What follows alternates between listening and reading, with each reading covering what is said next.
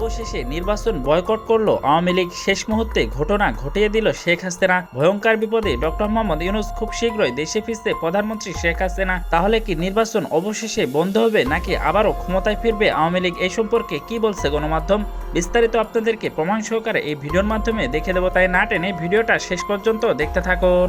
আগস্টের সেই গণঅভ্যুত্থানের পর থেকেই পুরোপুরি আত্মগোপনে ছিলেন আওয়ামী লীগ সভাপতি শেখ হাসিনা। তবে এবার প্রথমবারের মতো তাকে প্রকাশ্যে দেখা গিয়েছে একটি ভিডিওতে। শেখ হাসিনা ক্ষমতাচ্যুত হওয়ার 17 মাস পর প্রথমবারের মতো ভারতে বসে সাংবাদিক বৈঠক করলেন। আগামী 23 জানুয়ারি বঙ্গবন্ধু তনয়া দেশরত্ন শেখ হাসিনা তিনি প্রকাশ্যে আসবেন, অর্থাৎ দেশ থেকে চলে যাবার পর তিনি এই প্রথমবার সংবাদ সম্মেলন করবেন এবং সেটা হবে দিল্লির কোনো একটা জায়গা। অবশেষে কঠোর আন্দোলনের কর্মসূচি নিয়ে মাঠে নামতে যাচ্ছে আওয়ামী লীগ।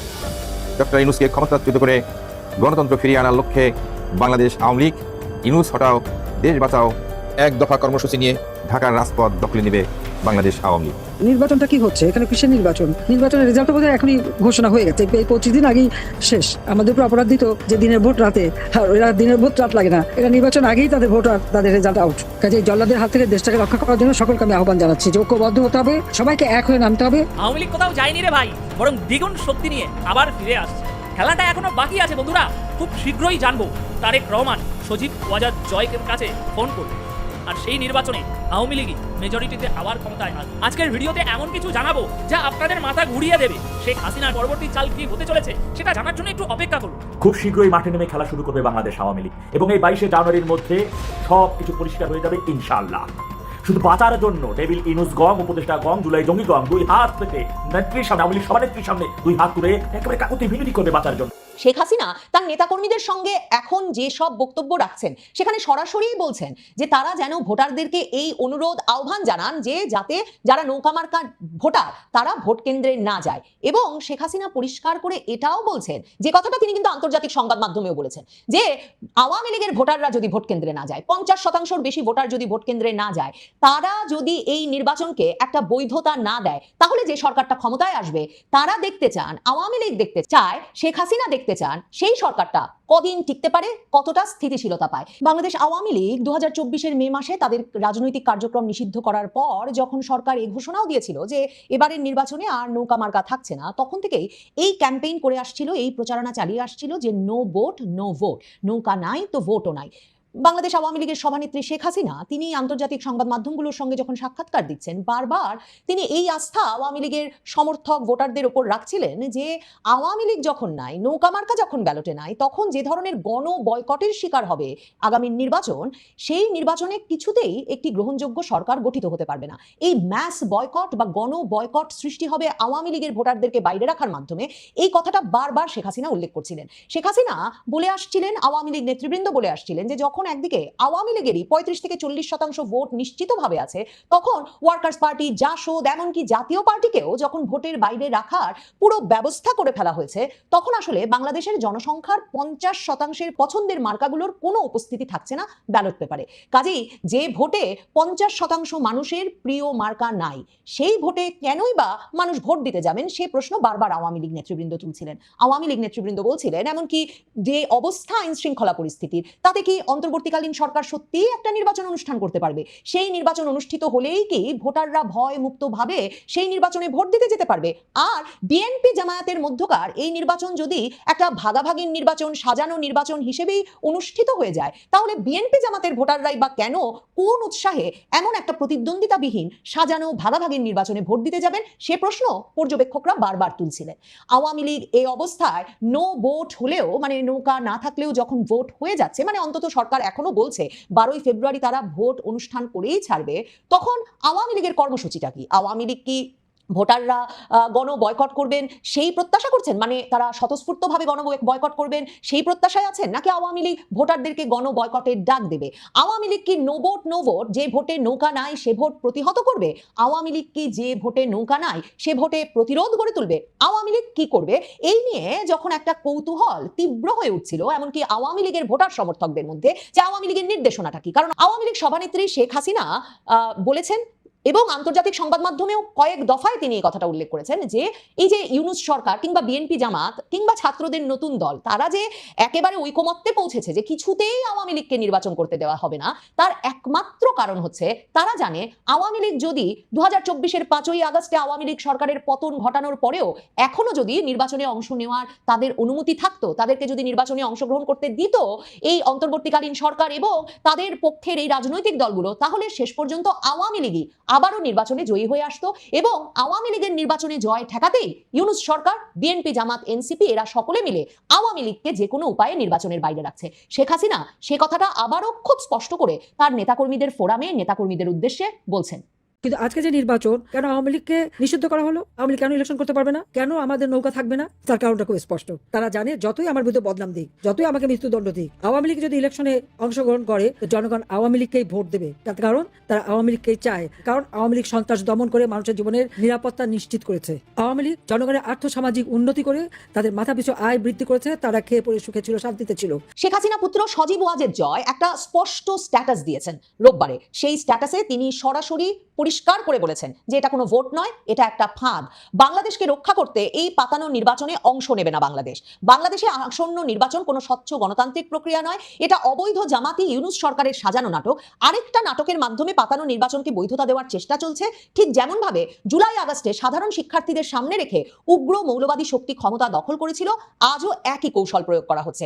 আওয়ামী লীগ স্পষ্টত মনে করছে যে যেই উগ্র মৌলবাদী শক্তি 2024 সালের 5ই আগস্ট শেখ হাসিনা সরকারের পতন ঘটানোর মাধ্যমে বাংলাদেশের ক্ষমতার নিয়ন্ত্রণে চলে এসেছে, সেই গোষ্ঠীটিকেই জয়লাভ করাতে এই নির্বাচন সাজিয়ে গুছিয়ে অনুষ্ঠান করে দিচ্ছে অবৈধ ইউনূস সরকার। সজীব ওয়াজেদ জয় বিশেষণ ব্যবহার করেছেন অবৈধ জামাতি ইউনূস সরকার।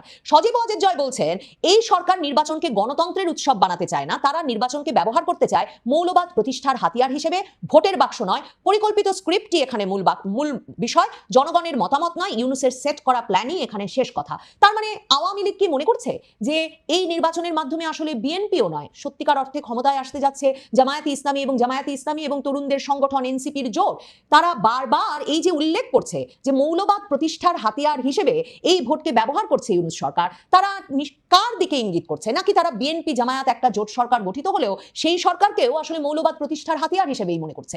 সজীব ওয়াজেদ জয় আরো বলছেন যে বাংলাদেশের সাধারণ মানুষের সামনে কঠিন কিন্তু স্পষ্ট একটা সিদ্ধান্ত, তারা কি এই সাজানো নির্বাচনের অংশ নিয়ে মৌলবাদকে বৈধতা দেবে, নাকি এই প্রহসন থেকে দূরে থেকে নিজেদের ভবিষ্যৎ রক্ষা করবে? এই প্রশ্নের উত্তর শুধু ভোট কেন্দ্রে নয়, বিবেকের ভেতরেই রয়েছে। যে নির্বাচনে স্বাধীনতার নেতৃত্ব দানকারী দল বাংলাদেশ আওয়ামী লীগকে পরিকল্পিতভাবে বাইরে রাখা হয়, সেই নির্বাচন কখনো জনগণের হতে পারে না। সেটি হয় শুধু ক্ষমতা দখলের কৌশল, রাষ্ট্র দখলের ষড়যন্ত্র। অবৈধ জামায়াতি ইউনূস ক্ষমতায় আসার পর থেকেই একটা গুছানো দেশকে ধ্বংসের দিকে ঠেলে দিয়েছে। মৌলবাদ ও জঙ্গিবাদের জন্য জায়গা তৈরি করাই এখন তাদের মূল লক্ষ্য। তার মানে আওয়ামী লীগ প্রকৃতার্থেই ভাবছে যে দেশটা দখল হয়ে গেছে এবং এই দেশ দখলের ষড়যন্ত্র থেকে দেশকে রক্ষা করার দায়িত্ব, কর্তব্য এবং সুযোগ আছে এই ভোট কেন্দ্রে না যাওয়ার মাধ্যমে বাংলাদেশের জনগণের। কারণ সজীব ওয়াজেদ জয় তার স্ট্যাটাসে এটাও লিখছেন যে দেশের প্রতিটি বাবা মায়ের দায়িত্ব তাদের সন্তানের জন্য একটা নিরাপদ উন্নয়নশীল বাংলাদেশ নিশ্চিত করা। সেই দায়িত্ব পালন করতে হলে মৌলবাদকে না বলতে হবে, জঙ্গিবাদকে না বলতে হবে, আর এই পাতানো নির্বাচনকেও না বলতে হবে। শেখ হাসিনা তার নেতাকর্মীদের সঙ্গে এখন যে সব বক্তব্য রাখছেন সেখানে সরাসরি বলছেন যে তারা যেন ভোটারদেরকে এই অনুরোধ আহ্বান জানান যে যাতে যারা নৌকা মার্কা ভোটার তারা ভোট কেন্দ্রে না যায়। এবং শেখ হাসিনা পরিষ্কার করে এটাও বলছেন, যে কথাটা তিনি কিন্তু আন্তর্জাতিক সংবাদ মাধ্যমেও বলেছেন, যে আওয়ামী লীগের ভোটাররা যদি ভোট কেন্দ্রে না যায়, 50% বেশি ভোটার যদি ভোট কেন্দ্রে না যায়, তারা যদি এই নির্বাচনকে একটা বৈধতা না দেয়, তাহলে যে সরকারটা ক্ষমতায় আসবে তারা দেখতে চান, আওয়ামী লীগ দেখতে চায়, শেখ হাসিনা দেখতে চান সেই সরকারটা কদিন টিকতে পারে, কতটা স্থিতিশীলতা পায়। শেখ হাসিনা কি বলছেন শুনে আসি। আমাদের কষ্ট হচ্ছে, আমাদের নেতাকর্মীদের কারো ঘর নাই, বাড়ি নাই, বাড়িতে থাকতে পারে না, পরিবারের সাথে দেখা করতে পারে না, চিকিৎসা নিতে পারে না। তার উপর তাদের অত্যাচার নির্যাতন যেভাবে গায়ে হাত তুলছে, কারা কারা করছে সমস্ত নাম তালিকা করে রাখতে হবে। আর আমার বিরুদ্ধে তো একটা তো হচ্ছে প্রায় 400-র উপরে মামলা, আমি হত্যা করেছি, তার উপর আবার মৃত্যুদণ্ড দিয়েই দিয়েছে। এখন আর ভয় কিসের? ওই শাস্তি তো পেয়ে গেছি। এবং ওই নির্বাচনে সবাইকে বলে দিতে হবে জনগণকে যে আপনাদের ভোট কেন্দ্রে যাওয়ার দরকার নেই, ভোট তোরা নিজেরা ঘোষণা দিয়ে নেবে, তারপরে তাদের নির্বাচনে কি হয় সেটা আমরা দেখবো, এরপরে সরকার গঠন কারা করে আর কিভাবে চলে সেটা আমরা দেখবো।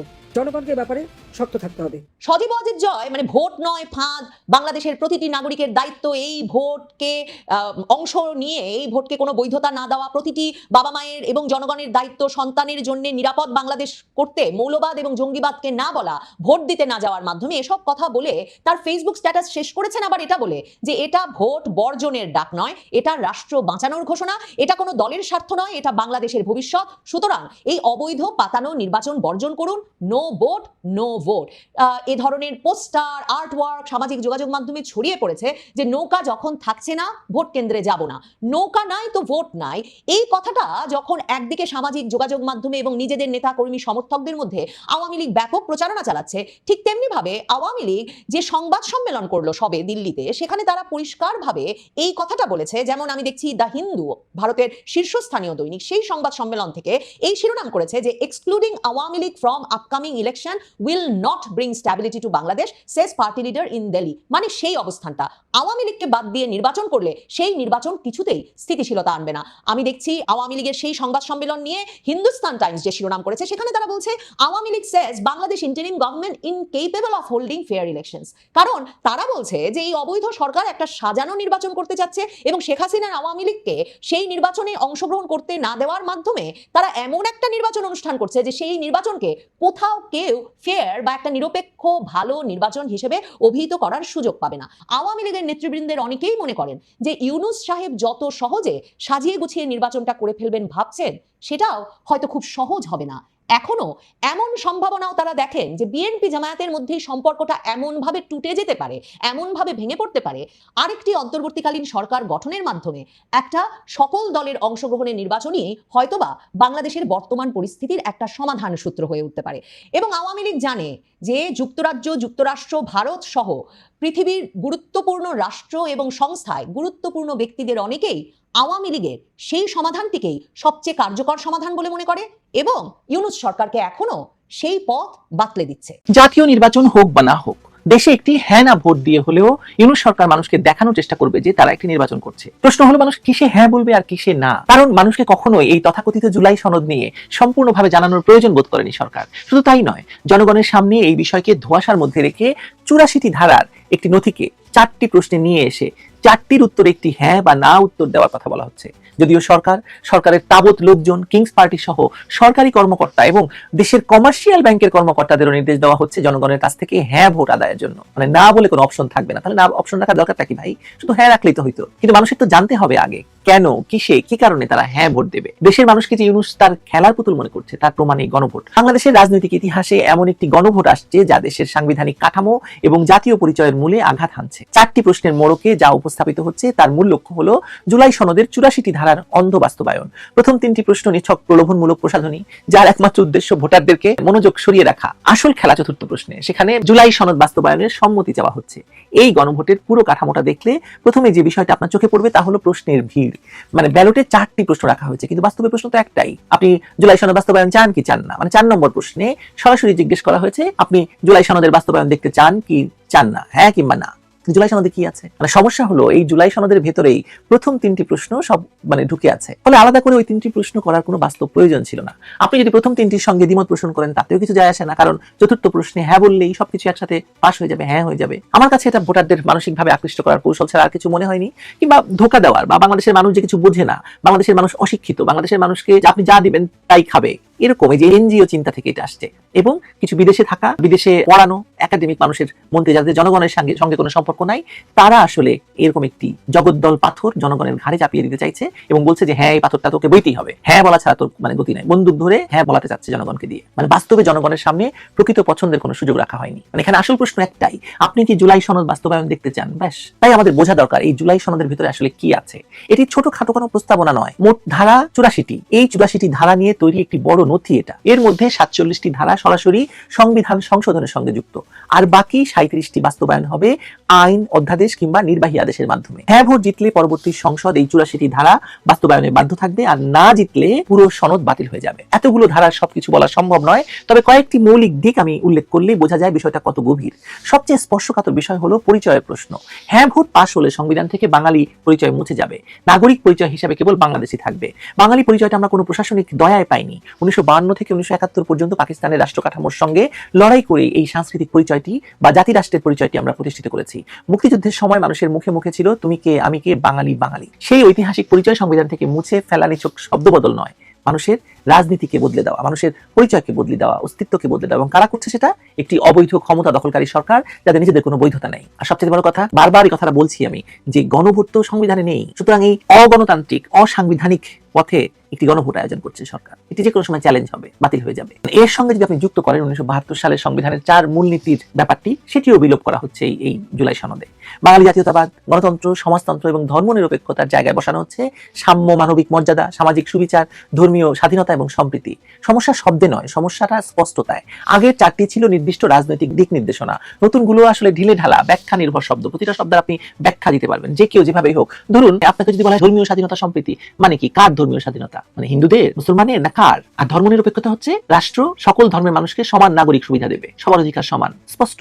সমাজতন্ত্র বাদ দেওয়া নিয়ে বিতর্ক হতে পারে, কিন্তু বাকি 3টি মূলনীতির অপরাধ কি ছিল সেই প্রশ্নের উত্তর তো কেউ দেবে না। ধর্মনিরপেক্ষতা শব্দটি সরাসরি বাদ দেওয়া হচ্ছে, তার জায়গায় বলা হচ্ছে সম্প্রদায়ের সহাবস্থান এবং মর্যাদা। এতে বাংলাদেশের অন্তত কাগজে কলমে যে একটি সেকুলার রাষ্ট্র, সেই অবস্থান আর থাকছে না। এই ধারণা পাকিস্তানের সংবিধান থেকে অনুপ্রাণিত হয়ে করা হয়েছে, তাতে কোনো সন্দেহ নেই, যা বাংলাদেশের ইতিহাস এবং বাস্তবতার সঙ্গে সাংঘর্ষিক। সনদে কিছু ইতিবাচক দিকও নিশ্চয়ই আছে। মৌলিক অধিকারের সংখ্যা বাড়ানোর কথা বলা হয়েছে, নিরবচ্ছিন্ন ইন্টারনেটের মতো বিষয় যুক্ত করা হয়েছে, প্রধানমন্ত্রীর মেয়াদ সর্বোচ্চ 10 বছরে সীমিত করা হয়েছে, একই সঙ্গে দল প্রধান এবং প্রধানমন্ত্রী হওয়ার সুযোগ বন্ধ করা হয়েছে, তত্ত্বাবধায়ক সরকার ব্যবস্থার সাংবিধানিক স্বীকৃতি দেওয়া হয়েছে। এসব প্রস্তাব অনেকের কাছেই হয়তো গ্রহণযোগ্য। বিচার বিভাগের স্বাধীনতা নিয়ে যে বিস্তৃত প্রস্তাবনা রাখা হয়েছে, তাও নীতিগতভাবে শক্তিশালী। সরকারি কর্মচারীদের নিয়ন্ত্রণ সংসদ সদস্যদের হাতে দেওয়ার প্রস্তাব সম্পূর্ণ অব্যবহারিক এবং দুর্নীতির নতুন পথ উন্মুক্ত করবে, এটাতে কোনো সন্দেহ নেই। আর যাবজ্জীবন নির্বাচন থেকে বিরত রাখার বিধান রাজনৈতিক প্রতিহিংসার দরজা খুলে দেবে। আরো উদ্বেগের বিষয় হলো কালো টাকা সাদা করার আইনে প্রতিশ্রুতি, যা দুর্নীতিবাজদের পুরস্কৃত করবে ভয়াবহভাবে। আমরা তো প্রতি সরকারের আমলে এই কথা বলে এসেছি, কিন্তু কোনো সরকার তো সেটা শোনেনি। এই সরকার এটাকে সংবিধানে নিয়ে আসছে। দেশে যখন দারিদ্রতার হার 17 থেকে 28% উন্নীত হয়েছে মাত্র 1 বছরে, শিক্ষা, স্বাস্থ্য ব্যবস্থা ভেঙে পড়েছে, তখন এসব মৌলিক সমস্যার কোনো সমাধান এই সনদে নেই। কিন্তু একই সঙ্গে কিছু প্রস্তাব বাস্তবতা বিবর্জিত হয়েছে। সংসদের উচ্চকক্ষ আনুপাতিক প্রতিনিধিত্বের ফলে 2% ভোট পাওয়া দলও সেখানে আসন পাবে। এতে সংসদের চরিত্র আরো খণ্ডিত হওয়ার ঝুঁকি তৈরি হচ্ছে। স্থানীয় সরকার প্রশাসনিক নিয়ন্ত্রণ এমপিদের হাতে তুলে দেওয়ার প্রস্তাব সরাসরি দুর্নীতির রাস্তা খুলে দিবে। জনপ্রশাসনকে এভাবে রাজনৈতিক নিয়ন্ত্রণে দিলে কার্যকর রাষ্ট্র ব্যবস্থা কোথাও গড়ে উঠবে না। নারী প্রতিনিধিত্ব নিয়ে প্রস্তাবগুলো কাগজে সুন্দর, কিন্তু বাস্তবতা যে ফাঁপা তার প্রমাণ। ভবিষ্যতে ধাপে ধাপে কোটা বাড়ানোর কথা বলা হলেও বর্তমান সংসদে তা বাধ্যতামূলক করা হয়নি। ফলে এই নির্বাচনে ইতিহাসের সবচেয়ে কম সংখ্যক নারী সংসদে যাবে। মানে এনজিও ঘরানার সরকারের কাছ থেকে এমন দ্বিচারিতা তো অপ্রত্যাশিত ছিল, তাই না? আরেকটি ভয়ঙ্কর দিক হলো একবার কোনো অপরাধে সাজা হলে আজীবনের জন্য নির্বাচনে অযোগ্য ঘোষণা। আমাদের মতো দেশে যেখানে রাজনৈতিক প্রতিহিংসামূলক মামলা হচ্ছে বাস্তব ব্যাপার, সেখানে এটি বিরোধী রাজনীতিকে দমন করার শক্তিশালী অস্ত্র হয়ে উঠবে। ধরুন কালকে যদি নাহিদ ইসলামের নামে একটি মামলা হয় এবং সে সাজাপ্রাপ্ত হয়ে যায় বিএনপি সরকারের আমলে, সে তো আর নির্বাচন করতে পারবে না। তখন সবচেয়ে বিপজ্জনক হলো এই সনদ পাশ হলে আগামী সংসদ বাধ্য থাকবে তা বাস্তবায়ন করতে। অর্থাৎ ভোটারকে বলা হচ্ছে হ্যাঁ বলুন, আর সংসদকে বলা হচ্ছে না বলার অধিকার নাই। গণভোটের নামে সংসদকে বন্দী করে দেওয়া হচ্ছে। আর যারা কখনো ভোটের জিতে ক্ষমতায় আসেনি, তারাই এখন গণভোটের ফলাফল নিজেদের পক্ষে নিয়ে আসতে উঠে পড়ে লেগেছে। ইতিহাসে প্রথমবারের মতো দেখা যাচ্ছে সরকার নিজের পক্ষে ভোট জেতাতে প্রচার চালাচ্ছে, প্রশাসনিক যন্ত্র ব্যবহার করছে, ব্যাংক কর্মকর্তাদের ব্যবহার করছে, আর বিরোধী দলকে, বিরোধী স্বরকে, যারাই এই গণভোটের বিরোধিতা করছে তাদেরকেই দমন করার চেষ্টা করছে। গণভোটের নামে যে রাষ্ট্রীয় কূ হয়ে যাচ্ছে তা আড়াল করার জন্য বেছে নেওয়া হয়েছে জুলাই সনদ নামক মোড়ক। মানুষের কাছে প্রশ্ন রাখা হয়নি, তুমি কি চাও দেশে ক্যান্সার হাসপাতাল হোক, নাকি সংবিধানে ইন্টারনেট অধিকার লেখা হোক? তুমি কি চাও দারিদ্র্য কমুক, নাকি প্রধানমন্ত্রী 10 বছরের বেশি ক্ষমতায় থাকতে না পারুক? কোনটা? মানুষের দৈনন্দিন জীবনের সংকট, চাল, ডাল, গ্যাস, বিদ্যুৎ, চিকিৎসা, এসবের কোনো উত্তর নেই এই সনদে। আছে শুধু ক্ষমতার নতুন খেলার নিয়ম, যেখানে জনগণ হবে দর্শক আর খেলোয়াড় হবে সুবিধাভোগী একটি গোষ্ঠী। তবে সবচেয়ে বড় প্রশ্ন হলো, এসব পরিবর্তন কি মানুষের দৈনন্দিন জীবনের সমস্যার সমাধান দেবে? দারিদ্র্য বেড়ে যাওয়া, শিক্ষা, স্বাস্থ্য খাতের ভাঙন, দুর্নীতি, আইন শৃঙ্খলার অবনতি, ধর্মের নামে রাজনীতির অপব্যবহার, মব, এই সমস্যাগুলোর কোনো স্পষ্ট সমাধান তো সরকার করেনি এখনো পর্যন্ত। বরং ধর্মনিরপেক্ষতা বাদ দেওয়ার মতো সিদ্ধান্ত পরিস্থিতিকে আরো জটিল করে ফেলবে। গণভোটে হ্যাঁ জেতানোর জন্য সরকার মানে উঠে পড়ে লাগার মধ্যেই এর রাজনৈতিক উদ্দেশ্যটা খুব স্পষ্ট। এটি নিরপেক্ষ গণভোট নয়, বরং পূর্ব নির্ধারিত সিদ্ধান্তের একটি মানে সিলমোহর লাগানো। বাংলাদেশের ইতিহাসে গণভোটে কখনো না জেতেনি, এবারও সেই ধারা অব্যাহত থাকার সমূহ সম্ভাবনা। জনগণের কাছে জুলাই সনদের বিস্তারিত বিষয়বস্তু পৌঁছানো হয়নি। একটি জটিল এবং দূরগামী প্রভাব সম্পন্ন সিদ্ধান্তের বেলায় জনগণকে অন্ধকারে রেখে সম্মতি আদায়ের চেষ্টা গণতান্ত্রিক মূল্যবোধের সাথে সাংঘর্ষিক। এই গণভোট বাংলাদেশের জাতীয় পরিচয়, সাংস্কৃতিক ঐতিহ্য এবং ধর্মনিরপেক্ষ চরিত্রের এক মারাত্মক হুমকি। আগেই যেটা বললাম যে বাংলাদেশের ইতিহাসে না ভোট কখনো জেতানো হয়নি, জেতানো হয়েছে সবসময় হা ভোটকে। এবারও সরকার হ্যাঁ ভোট নিশ্চিত করতে মরিয়া, অথচ তাদের দায়িত্ব ছিল মানুষকে পুরো সত্যতা জানানো, ভালো মন্দ দুটোই খোলাখুলি বলা। মানুষ নিজেই সিদ্ধান্ত নিত কোনটার পক্ষে রায় দেবে সে। আপনি যদি সবটা বুঝে থাকেন তাহলে ভালো, আর না বুঝে থাকলে আপনাকেও বোকা চোদু বানানোর সকল আয়োজন সম্পন্ন করে ফেলেছে ইউনূস সরকার। নির্বাচন হোক না হোক, গণভোট ইউনূস করবেই, এবং হা জয়যুক্ত হয়েছে, হা জয়যুক্ত হয়েছে, আপনাকে দিয়েই হা জয়যুক্ত করিয়ে নেবে। প্রিয় দর্শক, এই ভিডিওটা আপনাদের কাছে কেমন লাগলো? যদি বিন্দু পরিমাণ ভালো লেগে থাকে তাহলে অবশ্যই চ্যানেলটাকে সাবস্ক্রাইব করে আমাদের সাথেই থাকবেন, যাতে করে এমন নতুন নতুন আপডেট নিউজ সবার আগে আপনাদের হাতে তুলে দিতে পারি। তাহলে সবাই ভালো থাকবেন, সুস্থ থাকবেন। দেখা হচ্ছে পরবর্তী কোনো আপডেট নিউজ নিয়ে।